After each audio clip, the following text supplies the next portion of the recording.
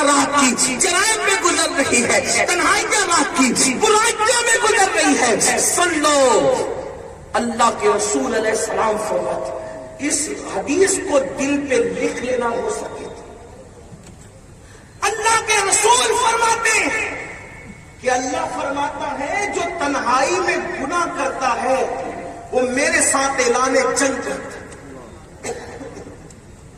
تنہائی میں گناہ کرنے والا خدا کو جنگ کا چیلنج کرنے والے کے برابر ہے۔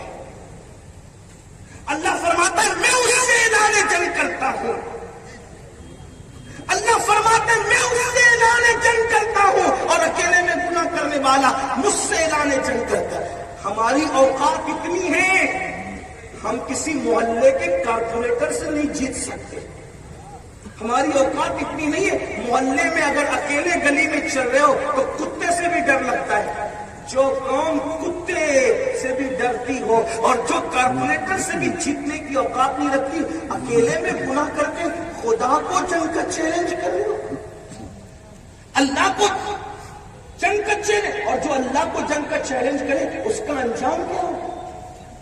اس کا انجام کیا ہوگا؟ شداد نے اللہ کو چیلنج کیا، تیری جنت کی مجھے حاجت نہیں، میں اپنی جنت بناؤں۔ اٹھا کر دیکھو تفاسیر میں اس نے کتنا خرچہ کیا، روایتوں میں آتا ہے سونے کی اینٹیں لگائی اپنی خود ساختہ جنت،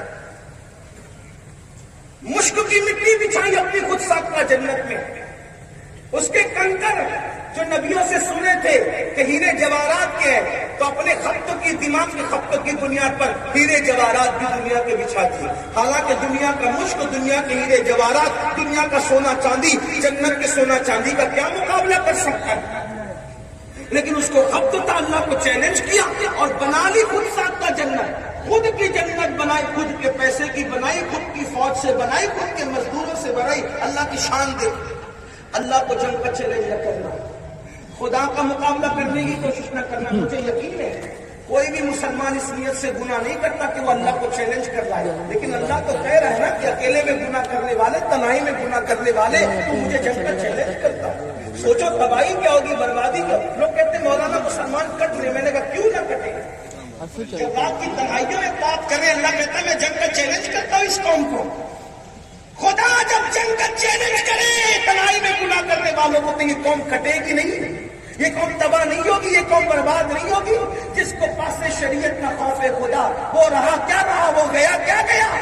وہ ایک تصویر تھی جو مٹا دی گئی، غلط ہے مسلمان مارا میرا، مسلمان کا ٹوٹنے والا قدم لرزتے ہوئے اٹھتا ہے کہ اس قدم سے میرا اللہ راضی ہوگا کہ ناراض ہوگا۔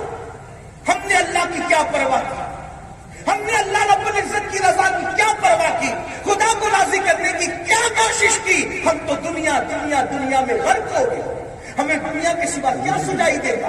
کھا رہے پی رہے سو رہے، اچھے لباس پہن رہے اور اسی کو دنیا زندگی سمجھتے نہیں۔ یہ جی لگانے کی دنیا نہیں ہے، جگہ جی لگانے کی دنیا نہیں ہے، یہ عبرت کی چاہے تماشا نہیں ہے۔ ہم سے پہلے ہمارے باپ دادا، ان سے پہلے ان کے باپ دادا، ان سے پہلے ان کے باپ دادا، کہاں ہے سب کے قصے ختم ہو گئے۔ جن کے لیے تاج محل بنے آج ان کی قبروں پر کوئی فاتحہ پڑھنے والا نہیں ہے، جن کے لیے اللہ اکبر دودھ اور چندن سے جنہیں غسل دیا جاتا تھا آج ان کی قبروں کا نشان نہیں، آج ان کا نام لینے والا کوئی نہیں۔ کہاں ہے مسلمانوں، کس دنیا کی بات کرتے ہو؟ میری ماں اور بہنیں بھی اگر یہاں موجود ہیں ان کی بھی توجہ چاہتا ہوں۔ میری ماں اور بہنوں سیریل دیکھ کر باریک اور پتلے لباس پہننے والی ہوں، تنگ اور چست لباس پہن کر جسم کا حسن ظاہر کرنے والی میری بہنوں، اتنا کر کے زمین میں کر چلنے والی ہوں۔ میرے رسول نے فرمایا جو عورتیں زمین پر مٹک مٹک کر چلتی ہیں ان عورتوں پر اللہ نے جنت کی خوشبو بھی حرام کر دی ہے۔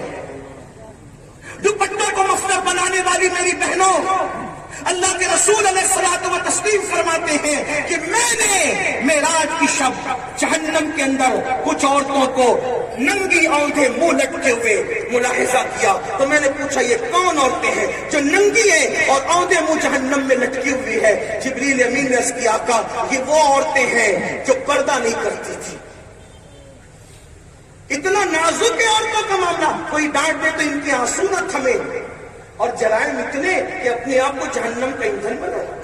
فرمایا میرے آقا علیہ السلام نے کچھ عورتوں کے منہ میں نے کتے کی طرح دیکھے اور ان کی زبان ان کی پیٹھ پہ لٹک رہی تھی۔ میں نے پوچھا جبریل یہ کون عورتیں ہیں جن کے منہ کتے کی طرح ہے اور زبان پیٹھ پہ لٹک رہی ہے؟ عرض کی یا رسول اللہ یہ شوہر سے منہ چلانے والی عورتیں ہیں، شوہر سے زبان درازی کرنے والی عورتیں ہیں اور شوہر کا دل دکھانے والی عورتیں ہیں۔ آج تو سیدہ فاطمہ کی زندگی کو دیکھ کر عورتیں گھر میں زندگی نہیں گزار رہی ہے، اماں عائشہ کی زندگی کو پڑھ کر عورتیں زندگی نہیں گزار رہی ہے، اماں خدیجہ کی زندگی کو پڑھ کے عورتیں زندگی نہیں گزار رہی ہے۔ عورتوں کو تو پاکستانی سیریل چاہیے، وہ پاکستانی سیریلوں میں جو سازشیں دیکھ رہی ہے وہ ساری سازشیں وہ اپنے گھر میں کرتی ہے۔ میں پوچھنا چاہتا ہوں ہنسنے کی بات نہیں، یہ کوئی دل لگی کی محفل نہیں، یہ کوئی دل بہلانے کی محفل نہیں، یہ خود سے احتسابی کی محفل ہے۔ میں پوچھتا ہوں کہ ہمارا دل پاکستانی سیریلوں کا محتاج ہے؟ ارے پاکستانی سیریل یا دنیا کا کوئی سیریل جو اریانیت اور گندگی کی طرف لے جاتا ہے ہم اس پہ لعنت کرتے ہیں۔ ہم سیریل دیکھ کر کے زندگی گزارنا نہیں سیکھتے، اس لیے کہ سیریلوں کو دیکھ کر زندگی گزارنے کا محتاج وہ ہے جس کے پاس قرآن جیسی عظیم کتاب نہیں ہے، محمد رسول اللہ جیسا نبی نہیں ہے، اور سیدہ فاطمہ، عائشہ صدیقہ اور خدیجہ الکبریٰ جیسی عورتیں جن کے مذہب میں نہ ہو وہ سیریل دیکھ کے زندگی گزارے۔ ہمارے پاس تو قرآن جیسی کتاب ہے، محمد رسول اللہ جیسا نبی ہے جن کا کردار یہ ہے، تیری سیرت میری صورت